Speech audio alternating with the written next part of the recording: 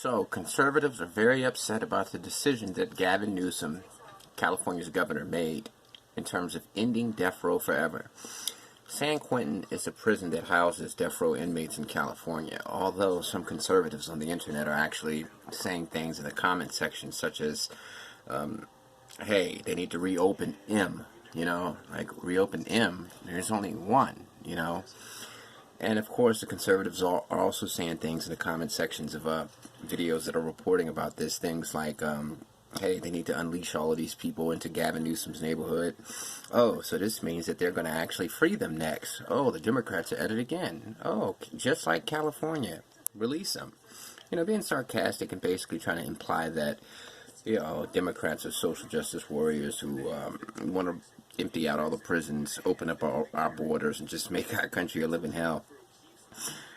California hasn't executed an inmate since 2006. That's what 16 years ago. So I don't really think it's fair to say that Gavin Newsom grabbed the wheel and turned California into this direction. I think that the country was, the state was already going in that direction, and I think the United States in general was going in that direction. The only state that really executes inmates is Texas, and maybe Florida.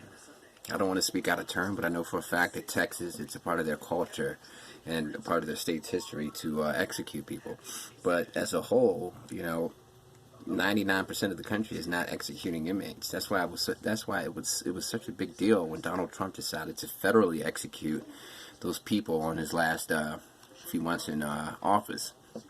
But I can see both sides of it. I understand where the conservatives are coming from. I think that it's going to be very difficult to integrate these inmates into the general population. This guy that I'm showing you now, he actually crippled a correctional officer, put him in a wheelchair for no reason. The CO didn't do anything to him. He was just upset and wanted to attack somebody. He slipped his cuffs and just attacked him, severed his spinal cord, and he's crippled for life. Killed his cellmate, and he actually cut his lawyer. So he's a dangerous individual, and it's very difficult for me to see any path of success that includes him in general population with regular inmates. But of course, that's not how it's going to happen. What's going to happen is they're going to put these guys in a step-down program. California just got rid of the indeterminate shoe sentences, which means that they can no longer house inmates in solitary confinement indefinitely simply because they're validated gang members.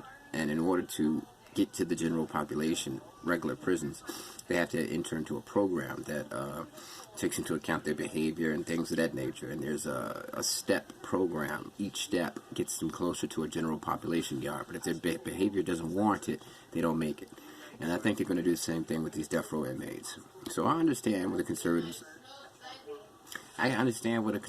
are coming from. I mean, this is something that kind of came out of left field, but at the end of the day, you got to understand, inmates are worth money, and that this decision is going to enrich California to a certain degree, because the more inmates you have, the more money you're going to make. Each inmate, I think, costs about $40,000 to take care of in a year, and I think death row inmates actually cost more because they're housed in isolation basically with each other. So I think that the state realized a long time ago, because like I said, they haven't executed an inmate since 2006. I think they realized, hey, we make more money keeping these guys alive. Once we kill them, we're not going to be able to make any more money off of them. So, I don't know why people are making this a political issue. At the end of the day, America as a whole is not executing inmates. Attitudes have changed. People understand that you can't execute people simply because you think that's a form of revenge or you think they have it coming. It's just not working as a deterrent. Executing people on death row is supposed to be a deterrent to make sure that nobody else commits those types of crimes. But as you can see, it's not really deterring anybody from doing things like that. So at the end of the day, I agree with both sides, conservatives, and I agree with liberals too. But, I think it's going to be very, very difficult for these people to integrate. They're going to do well in the step-down program. They're going to make sure that they get to the main yards, the general population yards, because, You know, they've been isolated for so long. They're going to play the game. They're going to do everything right. But once these people get on these general population main lines, I think they're going to cause a lot of problems for the people that's out there. I don't know if they're going to put these people on their own yard for a few years before they put them out there with the GP, but I would hope so. So let's see. But yeah, this is a historic day. California is no longer executing prisoners ever again.